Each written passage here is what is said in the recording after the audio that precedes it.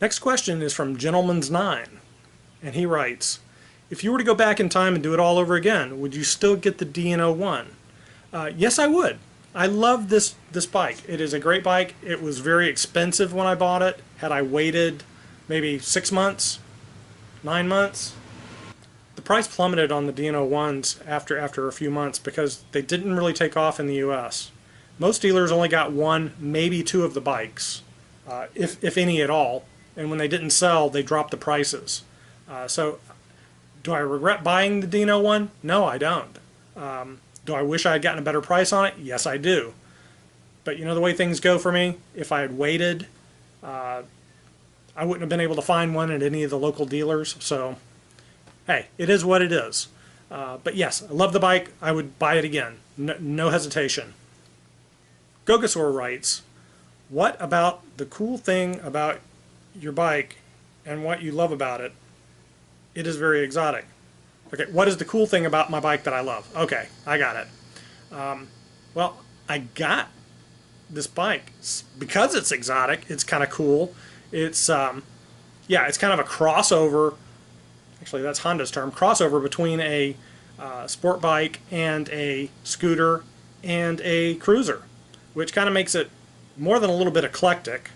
It makes it a little bit not a great cruiser, not a great sports bike, not a great scooter, but it is very unique. And the automatic transmission in this bike is just technically a marvel. And that's really what drew me in. Not that I can't ride a manual shift bike, but I just love the technology around this bike. It's unique. I've never ever seen one on the street other than mine. I know that there are a couple here in Florida because I've had people comment on my videos, but there's not very many in the States. So it makes it a very rare bike. And when people look at it, they're like, some of them are like, you know, what the hell is that? But others are like, oh wow, I've never seen one of those before. So yeah, either you love it or you hate it. But in my case, I love the bike because it is unique.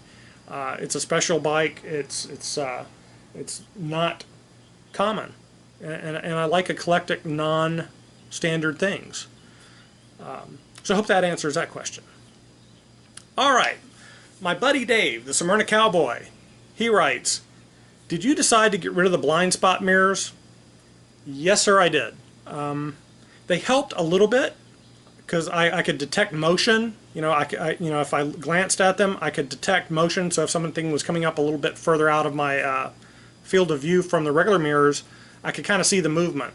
But I couldn't really focus on them because they were a little bit too small and too far away from me. And also, much to my horror, I took them off one day to clean under them and found that grit had gotten underneath them and actually abraded the paint on my mirrors, on the mirror covers. And I'll show that to you in just a moment. So yeah, I took them off and left them off. I'm trying to keep this bike in as good a condition as possible. I did go back and polish out a lot of the abrasion, but it pitted the paint pretty bad. And again, I'll show that to you in just a moment here. The Cowboy also asked me, have I gotten my valves adjusted yet? No, sir, I have not. I'm going to try to contact the dealer here either this coming week or the following week to try to set up an appointment to get the bike in to have that done. In fact, I've already taken some of the stuff, my saddlebags and my sheepskin and my Airhawk cushion off the bike, because when I take it in, I don't want them to have to deal with all that stuff. It makes it really hard to get the seats off and the covers off, so kind of strip the bike down for them. But I'm going to get that done. Need to get those valves adjusted because they are tapping a bit. Dave also asks, what is the fastest land animal on the planet? Okay, I know a lot of people are going to say it's the cheetah, but they'd be wrong. I know what the fastest land animal is. This was a trick question, wasn't it, Dave? The fastest land animal on the planet is the Smyrna Cowboy when he's on his way to get a Buster Burger for his afternoon lunch. Now tell me I'm wrong. Okay, So just teasing Dave a little bit. The next questions are from KLR Ricks69. So how long have I been riding? Technically, I've been riding over 40 years. Got my first two-wheeler when I was 10 years old. Two-wheel motorbike. What made me turn to sport bikes? Actually, I've never had a sport bike. My Dino One, although it kind of looks like a sport bike in the front, it's not. As I mentioned a little while ago, it's a kind of an eclectic bike. It's a combination of sport bike, cruiser, scooter, which actually I really kind of don't agree with the scooter part of the crossover definition, because other than the fact that it is an automatic, it has absolutely no other characteristics of a scooter. And I'm not putting scooters down. Love scooters. The Dino One is a full-size regular motorcycle with a specialized automatic transmission. And what Honda did is they put a sport style front end on the bike. So you've got the nose that looks like a sport bike. The front end design looks like a sport bike. But you sit bolt upright on this bike with your legs in a forward position on floorboards, like a cruiser. So it's not a sport bike. And I'll give you a better walk around of the bike here in just a moment. And he wants to know how I started riding and how long I've been riding and what bikes you've had.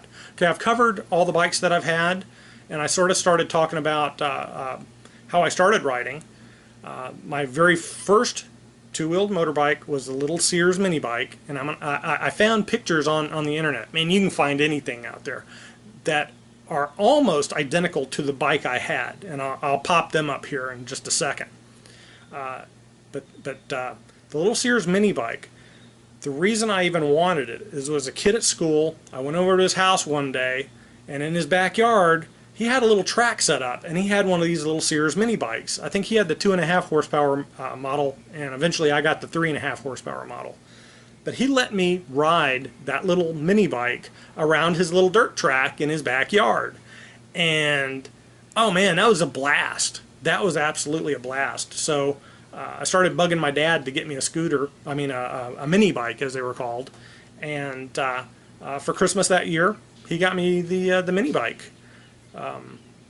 So that's kind of what got me into riding. And it's how long I've been riding. Like I said, 40 years. What bikes have I had? I kind of covered that already. So I hope that answers your questions.